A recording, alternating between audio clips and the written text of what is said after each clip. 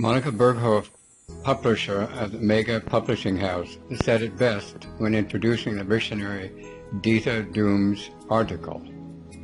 Corona is a word that marks a major turning point in human history. The more we understand about the corona phenomenon, the clearer are the answers we receive. Monica Berghoff helps us to understand a commonly used word more linguistically. Namely, it leads us, she says that the word corona leads us to the crown as a symbol of royal power, to Jesus' crown of thorns, to the halo, and beyond that to a luminous phenomenon in the sky. Also for the corona of the sun that appears during a total solar eclipse.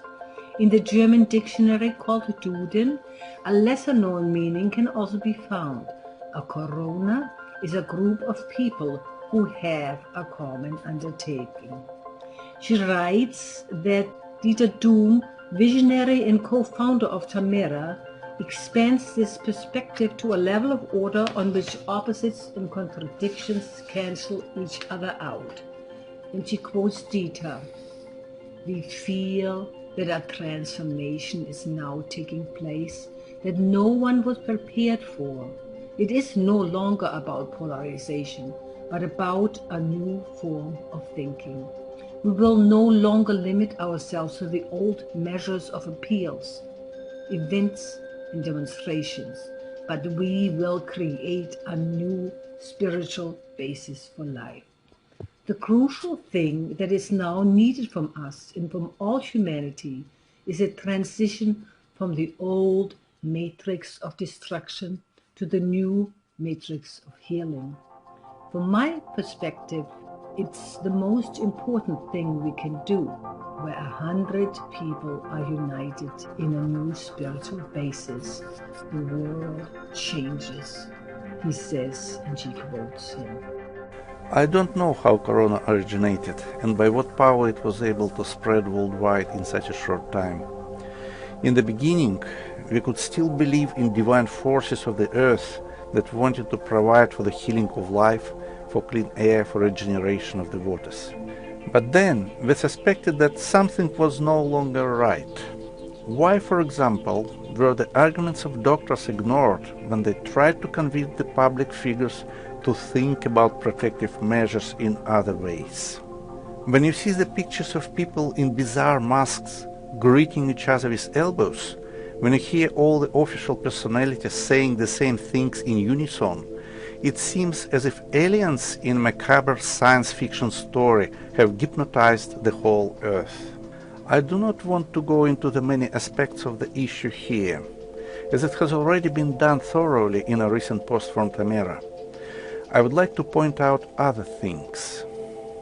Dieter Duhm, the genius, visionary, community leader and author who wrote this paper for us, talks about how to understand corona. We need to take a wide open view of the whole scenario of our time. Faith moves mountains, he reminds us. When a patient with cancer receives a drug that is praised as the best in the world, it is very likely that his or her prognosis immediately improves. If he or she then hears that the medicine was fake, this power fades. The body resigns, and he or she could die. If a devout Indian wades into the poisoned water of the holy Ganges River and drinks it, he will come out stronger. So what do we want to believe in? It is information fields that determine people's behavior. And it is also information fields that determine the processes of the human body. We humans have a physical body and a spiritual body, which we can also call the information or spirit body. The steering power always lies with the spiritual body, which regulates our hormone balance and messenger substances and our neural connections in the brain. It depends on the work of the spiritual body whether or not patient dies of his illness. The many reports of near-death experiences and miracle healings tell of the almost unlimited survival possibilities of our body when it comes to the direction of the spirit body. Where 100 people are united in the spiritual body, the world changes. Life is stronger than any virus. Every disease can be cured. That is written in the logbook of life. But if the information of a threatening virus is given to the world with such vehemence, then even a healthy organism can fail. It is always the spirit body that transmits the chosen information to the physical body and brings people together for war or peace, for disease or healing.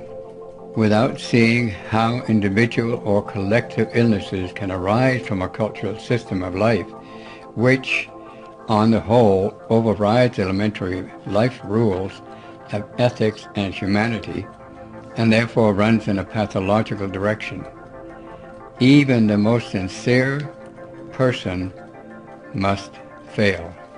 The pathogen is nothing. The milieu, the environment, is everything, said the French scientist Antoine Beauchamp more than 100 years ago.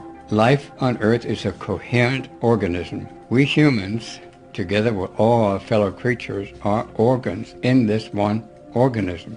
What we humans do to our fellow creatures always comes back to us as a disease. As long as weapons are produced in highly civilized societies for the killing of others, as long as bombs are dropped on the crisis areas of the world, on the hospitals and schools, as long as animals are tortured to death in their millions, how can a healthy organism develop? Pigs are very sympathetic and soulful animals. If 60 million pigs are slaughtered every year in Germany alone, how is a healthy biosphere supposed to develop? Dieter calls the result a mental infection spread today by all governments and media. It is a kind of systemic, intentional or unintentional misinformation.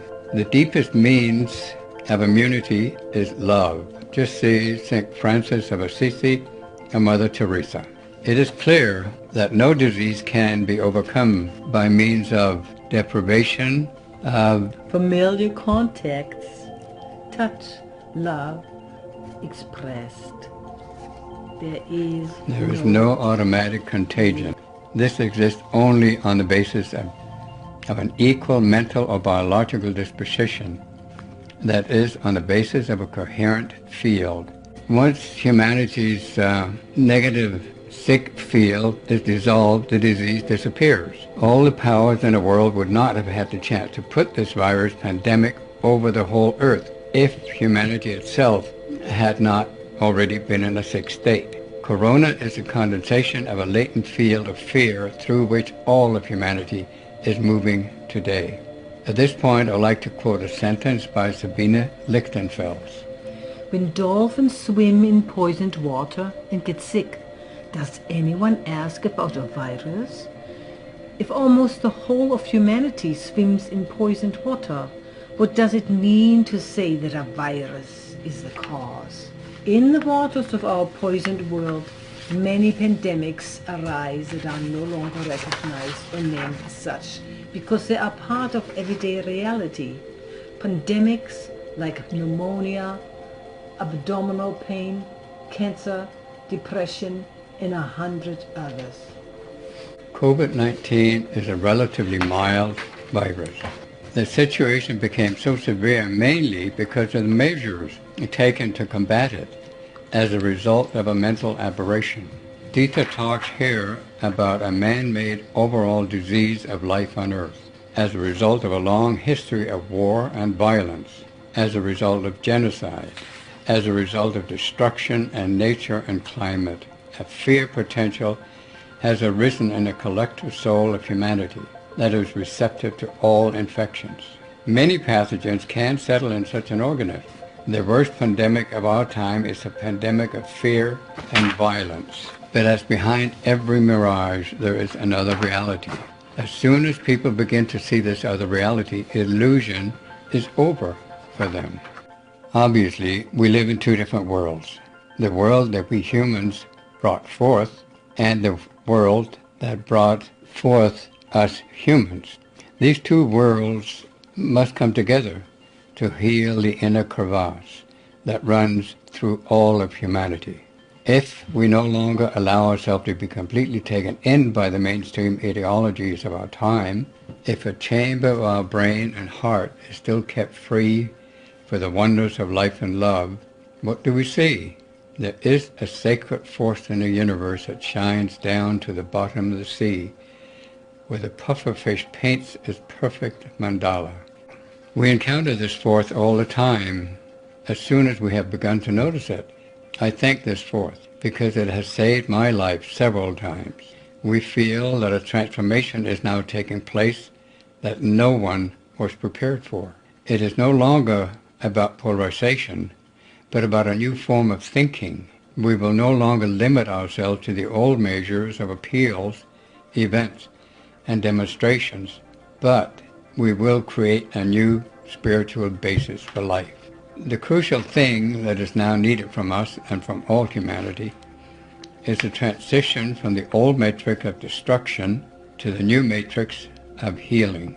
If only a fraction of those reading this text would enter into resonance with the cosmic healing field, we would have, as a result, as a morphogenic field formation, a healing effect for the whole of humanity.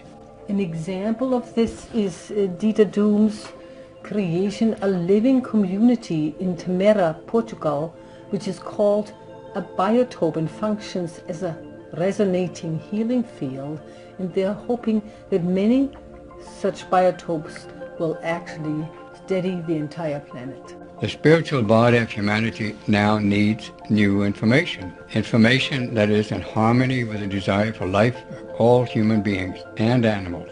If it was possible to spread the COVID-19 fear virus worldwide, then it is, in principle, also possible to spread a positive counter field. We all have this capacity by nature, as true as we are human beings, being captured by a new healing virus for a future worth living.